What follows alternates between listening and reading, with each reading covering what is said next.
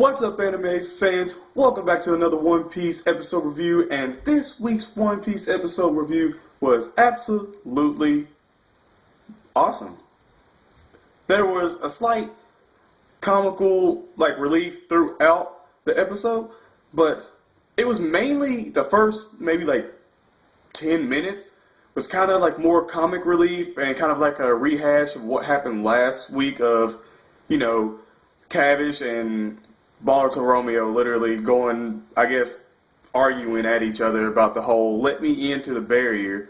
Now, I said last week, I was like, yeah, of course he's going to, let him in right at the last minute, just for suspense and comical relief.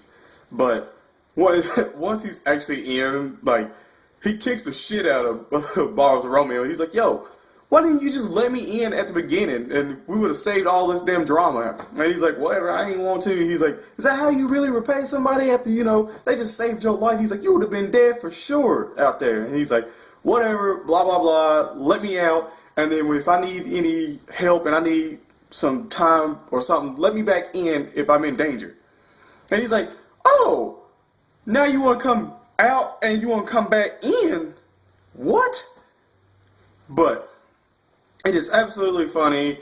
You see that Gladius tries to target Robin, and it didn't go so well because this was when I actually laughed a little bit because Boruto Romeo actually saves her. He puts up a little what looks like a ping pong paddle and blocks it, and then she gives him a wink, and he's like, oh my God, Robin gave me a gesture. AKA a wink. Every man wants this and all that shit. He's like, I'll put my life on the line for just that wink. And I was like, dude, you were going too far. You need to calm down. And you see he starts spiraling out of control. And it is absolutely funny because his barrier raging a bull, I think. It's just him literally with red eyes, fingers crossed, going straight. But then the second half of this episode, it gets down to business. And what I mean by that is you see explosions, you see Dillinger come on the scene, and the guy, I forgot his name. If you know his name in the comment section below, tell me. He's the guy with that does all the punching. But he comes in and you see him grab his arm out of the smoke, and he's like, I thought I told you, to be aware. Be aware of your surroundings and just pay attention. And Diligent just turns back and looks at me. He's like, man, he's like, you got a damn hole in your chest. You should just drop dead. He's like, I've already kicked your ass I don't know how many times. Won't you just stay dead? So he literally starts beating the shit out of him. And then he gets one lucky punch that completely misses, but rips off his hat. Now, I'm not gonna lie, I think the first time I actually seen him, and even up to now, I thought that the horns were a part of his hat. But it's not. He actually has those horns sticking out, and you see the scene where his teeth fall out, and then the shark teeth come in, and it's oh, whoa. And then he literally bites him in the neck, and that is a wrap for that dude. And his eyes are completely bloodshot red, his pupils, it's crazy. And he says something about don't, I think, underestimate my fighting fish style or something. So which makes me believe did he grow up fighting all the fighting fish or something? Or did he evolve from a fighting fish to that, or eat a devil fruit or something? I don't know. But yeah, that was pretty epic. And then you kind of see, after he bites him and Dillinger's coming through, he's just yo, Gladius, where you at? And Gladius comes out of nowhere. He's like, yo, you need to get back. You need to go back. We are dealing with somebody that is real right now. And you just see the spiral marks going everywhere. People going down, and Gladius is like, yo, go. And then, Dillinger's like, what are you talking about? Whenever we work together, ain't nobody gonna be able to. And then there's just this cut that goes straight over him, and then you just literally see right behind him. You oh shit, Cabbage? Is that you? No, it is Hakuba. Hakuba. I'm just going to go ahead and put this on the line right now. Hakuba and literally Zoro would be a damn good sword fight. Because Hakuba is literally going out and straight up manhandling everybody. He fucks Dillinger's ass, and I mean every sense of the word. And I was like, holy shit, watching this. I was like, oh my goodness. Like, you just hype Dillinger up so much of him being like a badass. Like, he's just like, he doesn't care about nobody. He'll stomp your ass, whatever. Like, he takes pleasure in it.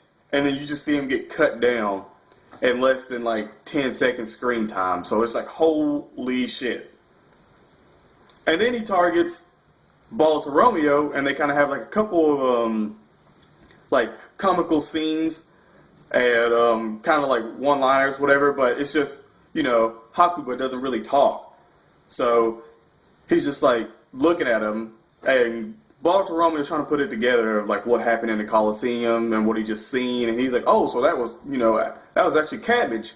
Like, Hakuba literally tries to break his barrier, but he couldn't. And then there's like, it's funny because there was like a hole in the top, and he's like, oh shit, there's a hole in the fucking top. And then Hakuba's like, oh, okay, and goes up, and as soon as he gets there just in time to literally twist it up so he can't get in, which I was like, okay, yeah, you know, there's no way, you know, he's going to be able to get in and fuck shit up on Balta Romeo.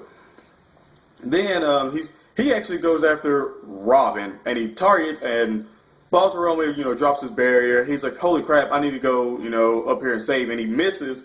Hakuba comes up, and as soon as he gets up to her, Robin, like, looks back at him and is just like, ding, and wraps him up in the arms, and he's just floating in midair. And she was like, did you want something from me?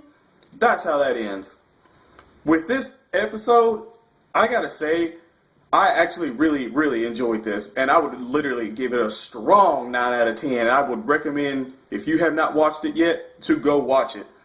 Because, like I said, it's 9 out of 10. It's comical. Shit does get serious, and it's like, holy crap. Hakuba, how strong are you? That's the question. How strong are you?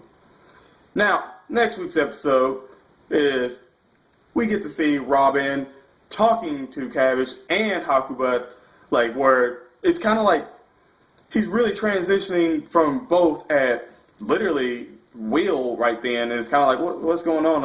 Is it like he's just losing like conscious again and doing it, or if he's like actually knowing how to control it now?